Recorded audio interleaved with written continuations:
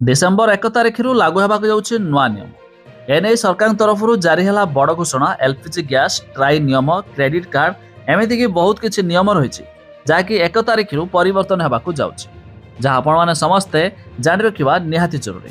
आसतु संपूर्ण अपडेट जाना ता पूर्व वीडियो को लाइक करूँ सब्सक्राइब करनथिले एबे सब्सक्राइब करी पाखर थिबा घंटी चिन्ह को दबाई दिंतु। प्रथम देखंतु डिसेम्बर रे गैस सिलिंडर मूल्य बदल पारे। एलपीजी रो मूल्य प्रत्येक मासर 1 तारिख रे परिवर्तन हुए।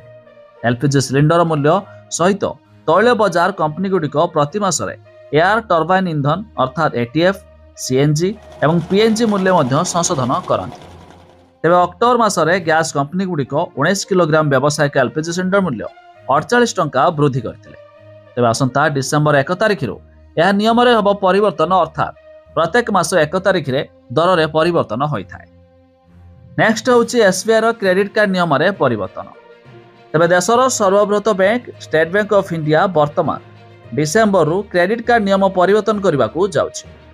डिसेम्बर 1 तारिख ठारू यार 48 credit card digital gaming platform किंवा वाणिज्य संबंधी कारबार उपरे रिवार्ड पॉइंट प्रदान करिवो नाही।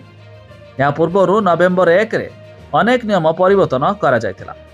तबे एथिरे क्रेडिट कार्ड माध्यम एक स्टेटमेंट साइकल रे 50,000 रु अधिक यूटिलिटी बिल देय उपरे 1% अतिरिक्त चार्ज एसबीआई निष्पत्ति नेछि। आ नेक्स्ट होची ट्राई नियम रे परिवर्तन। वर्तमान यार समय सीमा नवेम्बर शेष होबाकू जाउछि। टेलीकॉम कंपनी गुड़िक व्यावसायिक मेसेज एवं ओटीपी मेसेज गुड़िक ट्रैक करिया पई ट्रेसेबिलिटी नियम लागू करबाकू पड़िबो।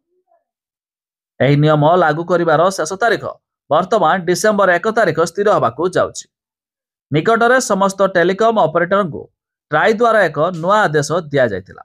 एथिरे दर्शाइथिला जे सेमाने वेबसाइट रे नेटवर्क रो उपलब्धता सहित जड़ित समस्त सूचना प्रकाश पाइबे।